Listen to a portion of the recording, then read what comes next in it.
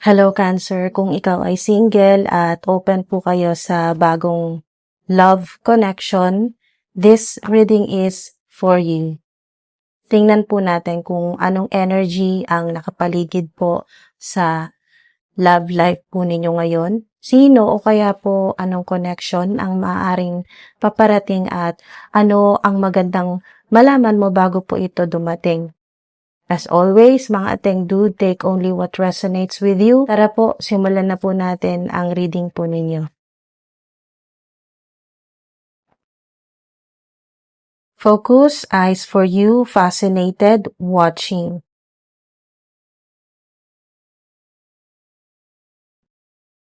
Roller coaster.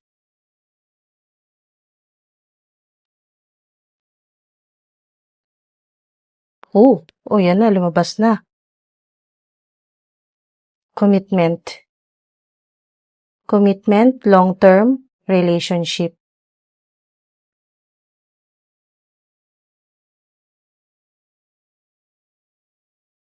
Okay. Single Cancer. Sa mga single po na Cancer, Cancerian, ito po yung first set po, okay, ng mga cards po ninyo.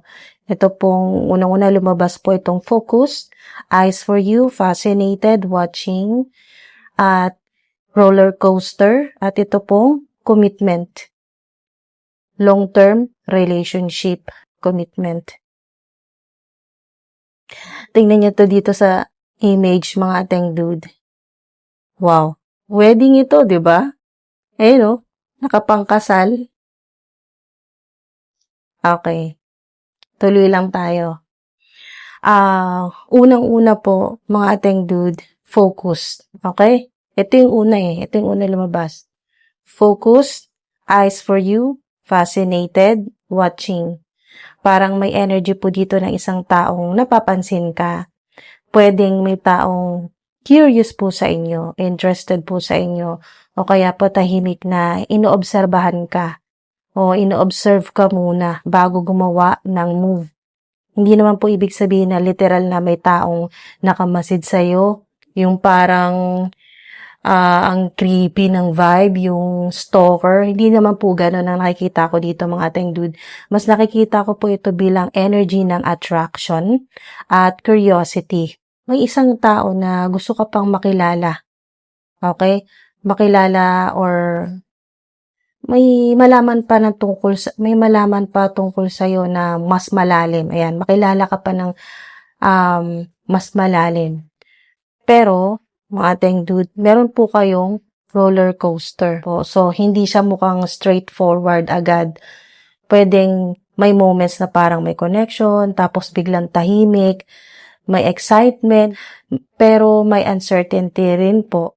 Parang may pagbabago-bago muna sa energy niya bago maging malinaw kung saan po ito papunta. At ito po ang pinaka-interesting. Okay? Ang ending card po ninyo, ito pong commitment. Okay? Nasa first set pa lang po tayo, mga ateng dude. So, commitment, long-term relationship. Ito po sa roller coaster, kahit may ups and downs sa simula po, may potential po na ang connection na ito ay hindi lang po basta passing attraction. Cancer, mukhang may isang connection po dito na nagsisimula po sa curiosity. Ayan, yung gusto ka, interesado sa'yo May gusto sa'yo, humahanga sa'yo, inoobserbahan ka. May curiosity dyan.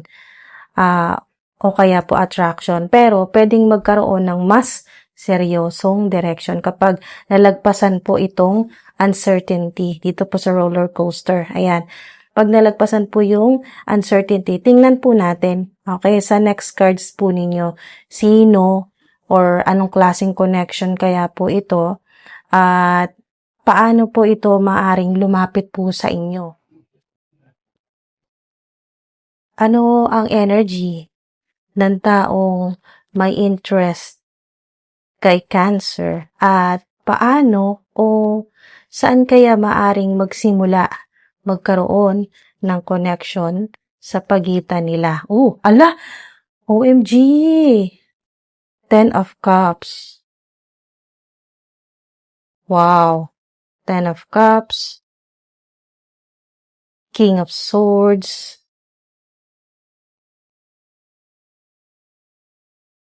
Queen of Pentacles reverse. Ito po sa second set po ng mga cards po ninyo, Ten of Cups, King of Swords, reverse po na Queen of Pentacles. At dito mas nakikita po natin kung anong klaseng energy ang maaring magdala ng connection po na ito. Dito po sa Ten of Cups, very beautiful energy po ito para sa love reading. Kaya nga kanina wow ako kasi ito yung unang bumaba. Meron pong possibility ng emotional connection, happiness, happiness, mga ating dude, belonging, happiness, lasting, success, home, feeling blessed, generosity, contentment, family. Wow. So, feeling na komportable ka sa presence ng isang tao. Kaya connected din siya sa commitment na dito po. Lumabas po kanina sa first set po ninyo, commitment. At ito naman pong King of Swords, yung person na lumalabas po dito, maaring matalino, composed. Ganito po yung nakikita ko na energy. Dito po sa King of Swords, very logical po at hindi yung tipong madaling maglabas ng feelings. Pwedeng gusto ka niya pero mas inuuna muna niyang mag-isip bago gumawa ng move. Tapos, meron po kayong Queen of Pentacles reverse. May possibility po na may insecurity o kaya po personal priorities na nakakaapekto po sa love life. Pwedeng may concern tungkol po sa stability, finances, self-worth, or feeling po na hindi pa siya fully ready magbigay ng security sa isang relationship. Kaya, Cancer, hindi ko po nakikita na walang potential po dito, sa reading po ninyo. Meron po. Pero parang may taong interesado na kailangan munang maging comfortable at secure bago tuluyan pong mag-open. At dahil mga ating dude, single reading po ito para sa mga Cancerian, Cancer sign na single, reminder lang po mga ating dude.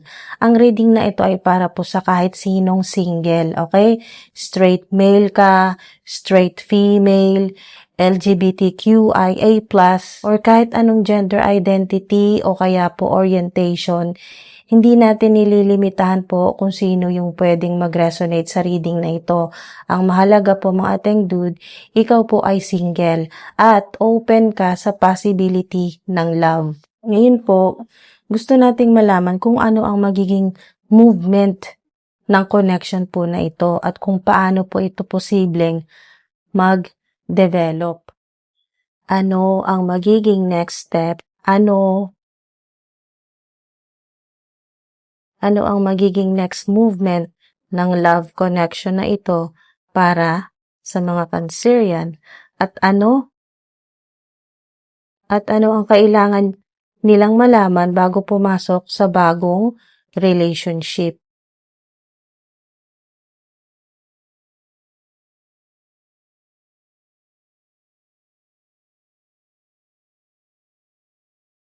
So, ito na yung final 3 cards po ninyo.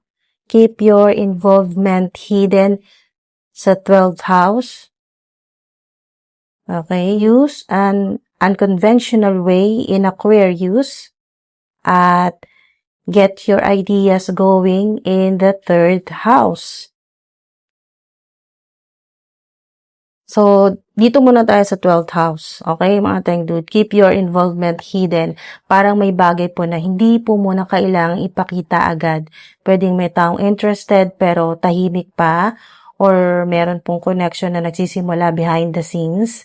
Kaya po, kung may taong hindi pa openly nagpapakita ng feelings, huwag po agad isipin na wala siyang interest po sa inyo. Okay, mga tayong dude? Then, ito pong Aquarius, use an unconventional way. Pwedeng hindi po traditional yung paraan kung paano po magsisimula yung connection. Baka through online interaction po ito. Okay, online interaction, social media, unexpected conversation, or isa pong sitwasyon na hindi mo talaga inaasahan. At ito pong third house. Third house naman po, get your ideas going. Communication talaga ang lumalabas po dito. Okay, mga mensahe, okay? Message, email, text, chat, ganyan po, video call, conversation, sharing po ng thoughts or kaya po simpleng pag-open po ng communication ang pwedeng maging daan para po gumalaw ang connection. Kaya Cancer, hindi ko po nakikita na kailangan mong habulin ang love connection na ito. Mas parang hayaan mong magkaroon ng natural na communication. Minsan po isang simpleng message or conversation po ang magiging simula ng mas malaking development. Talagang malaking development po ito. Wow! Wow! Commitment to, wedding oh. May ikakasal. Okay, so Cancer, kung pagsasama-samahin po natin to, no, itong buong reading, nagsimula po tayo dito sa focus. Okay, ito pong may mata. Focus, eyes for you, fascinated, watching. So, may energy po ng isang taong talagang may interest sa'yo. Okay? Interesado talaga sa'yo or mas makilala ka pa. Curious siya sa'yo. Ito pong roller coaster, pinapakita na hindi magiging perfectly straight ang beginning po ninyo. May moments ng excitement pero may uncertainty din po. Pero meron pong commitment, okay? Meron po ditong commitment, long-term relationship. Okay? Ito talaga yung may possibility na pwedeng maging mas seryoso po ang connection na ito. At sinundan pa ng 10 of Cups. Ang ganda nga ng combination nito commitment at 10 of Cups. Wow! So, ito pong 10 of Cups, mas pinalakas niya yung energy po ng commitment. Okay? Yung mensahe po ay sinasabi dito, may potential po for emotional happiness. At dito po sa King of Swords, sinasabi naman po dito na someone na controlled at hindi po basta-basta nagpapakita ng feelings, habang ito naman pong Queen of Pentacles, ito po, Queen of Pentacles or Queen of Coins, reverse, pinapakita naman po na may insecurity o kaya po stability concern na pwedeng maging dahilan po kung bakit mabagal ang approach. Maaring ang tao na to ay hindi pa stable, kaya nag-aalanganin pa na magparamdam sa'yo or magsabi. Okay. So, kaya medyo mabagal yung approach na nakikita ko dito sa reverse na Queen of Pentacles.